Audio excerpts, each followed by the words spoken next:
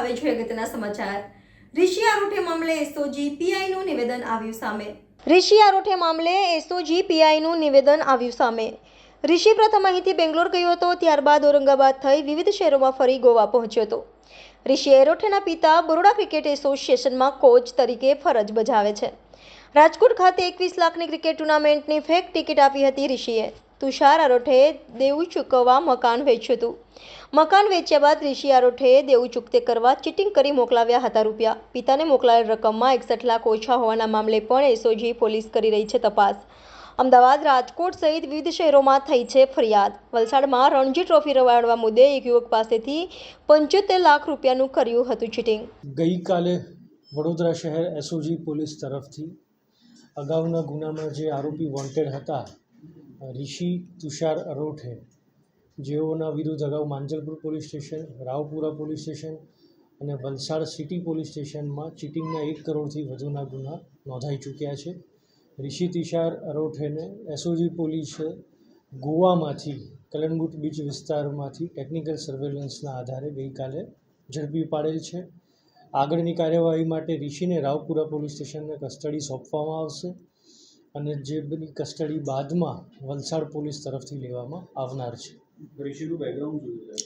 ઋષિ તુષાર આરોઠે જે છે એ રણજી પ્લેયર અગાઉ રહી ચૂક્યો છે અને ઘણી બધી ક્રિકેટ ટુર્નામેન્ટમાં અગાઉ ઇલાઇટ ક્રિકેટ પ્લેયર્સ તરીકે તેઓ રમી ચૂક્યા છે। સારંગપુર મંદિરનું પણ કંઈ કનેક્શન અગાઉથી જેમ આપ જાણો છો કે 1 કરોડ 39 લાખ રૂપિયા એસઓજી પોલીસે જે તુષાર આરોઠેના ઘરેથી રિકવર કર્યા હતા એ પૈસા ઋષિએ મોકલ્યા હોવાની વાત અગાઉ ધ્યાનમાં આવેલી હતી। તો એ બાબતે પણ અગાઉ એસઓજીની આ કેસ બાબતની પૂછપરછ ઋષિને ફરીથી કરવામાં આવશે। તુષાર આરોઠે જે ઋષિ જે આરોપી છે એમના પિતા છે અને તેઓ બરોડા ક્રિકેટ એસોસિએશનમાં કોચ તરીકે અત્યારે ફરજ બજાવે છે। તુષાર આરોઠેનું હાલ કોઈ એવું ચોક્કસ કોઈ રોલ એમનો સપાટી ઉપર આવ્યો નથી, કારણ કે જે પણ કમ્પ્લેન અગાઉ પણ જે થઈ છે, આપણા કિસ્સામાં પણ જે છે એમાં માત્ર અને માત્ર તુષાર આરોઠેનું નામ આવતું નથી, ઋષિ આરોઠેના ઇન્વોલ્વમેન્ટ સામે આવ્યા છે। સંસ્થા પાસેથી પૈસા ક્યાંથી આવ્યા? ઓડિટેડ ફંડ હતું કે અનઓડિટેડ ફંડ? હા, સંસ્થા જે મંદિર તરફથી જે પૈસાની વાત છે, આ પૈસા જે છે એ સંસ્થા તરફથી જોડીદાન પેટે ઉઘરાવવામાં આવ્યા છે અને એ જે પૈસા છે એ સ્વામિનારાયણ મંદિરના અલગ અલગ સંસ્થાનોમાંથી જે પૈસા કલેક્ટ થાય છે એ અલગ અલગ મંદિરોમાં તેમના ડેવલપમેન્ટ માટે અને વિકાસ કામના અર્થે આપવામાં આવે છે। ગઈકાલે પણ જે એક સર્વે આવ્યો હતો એમાં માત્ર સારંગપુર મંદિરમાં 1 વર્ષમાં 140 કરોડથી પણ વધુનું દાન આવ્યું છે।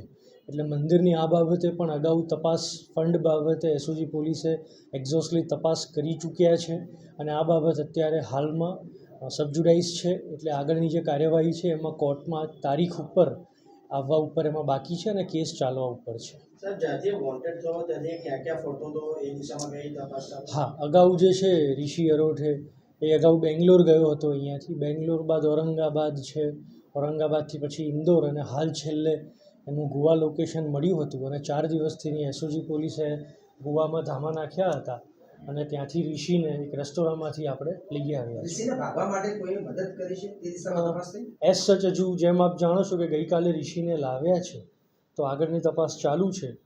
ચોક્કસથી કંઈ પણ આવશે તો આપ સૌ સમક્ષ મેનેજ કેવી રીતે કરતો હતો? મોટી અમાઉન્ટ મેનેજ કેવી રીતે કરતો? એ બાબતે જેમ કહ્યું કે તપાસ ચાલુમાં છે અને પૈસા કેવી રીતે ક્યાં વાપરવાના હતા, શું એનું આયોજન હતું કે કોઈ પર્ટિક્યુલર, જેમ અગાઉ આપણે વાત કરી હતી કે ભાઈ કોઈ ક્રિકેટના સટ્ટા બેટિંગ કે મેચ ફિક્સિંગ ઓર વોટ્સો એવર, તો એ બાબતે પણ આપણે ચોક્કસથી તપાસ કરવાના છીએ। ગોવા તો ત્યારે કોઈ એવું કંઈ મળી આવ્યું સટ્ટા બેટિંગનું જ્યારે ધરપકડ? ના, ગોવા જ્યારે એમને એક ફ્લેટ ભાડે રાખ્યો હતો એને 15 દિવસ માટે, ફ્લેટ ઉપર બી આપણે લોકલ ગોવા પોલીસને સાથે રાખીને ચકાસણી કરી હતી। કોઈ એવી વાંધાજનક કોઈ એવી ખાસ વસ્તુ કોઈ હાલના તબક્કે મળી આવી નથી અને ઋષિ જે છે એના કહેવા પ્રમાણે કોઈક ઇવેન્ટના કામથી તેઓ ગોવા ખાતે ગયેલા હતા, એ બાબતે પણ તપાસ। प्लेसमेंट्स प्लेसमेंट्स प्लेसमेंट्स आपको भी प्लेसमेंट्स चाहिए? चलिए दिलाता हूं। हम इस वक्त मौजूद हैं सयाजीगंज में अरीना एनिमेशन में, जिसने देश को कई बड़े designers, 3D artist, web developer और डिजिटल मार्केटिंग एग्जीक्यूटिव्स दिए हैं। इनके साथ कोलैबोरेटेड हैं वडोदरा के 400 प्लस प्लेसमेंट पार्टनर्स और इन सभी प्लेसमेंट पार्टनर्स की प्रायोरिटी है सिर्फ और सिर्फ अरीना। सिर्फ और सिर्फ अरीना ही क्यों? अरे भाई इसमें कोई जैक वैक नहीं है, समझाता हूं। क्योंकि प्लेसमेंट पार्टनर्स को भी पता है कि अरीना में उनको सबसे अच्छे स्टूडेंट्स मिलेंगे। क्यों?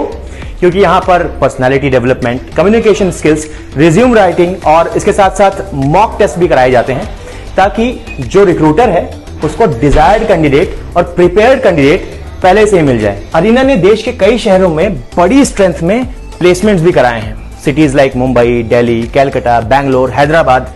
प्लेसमेंट्स के मामले में इन सिटीज में इनका दबदबा है। देश के बड़े बड़े स्टूडियोज, गेमिंग प्लेटफॉर्म्स और कंपनीज के साथ इनका कोलैबोरेशन है। और ये जर्नी 1-2 साल की नहीं, पूरे 27 साल की है। 27 साल का अरीना का भरोसा। तो देर किस बात की और टेंशन में क्यों जीना है?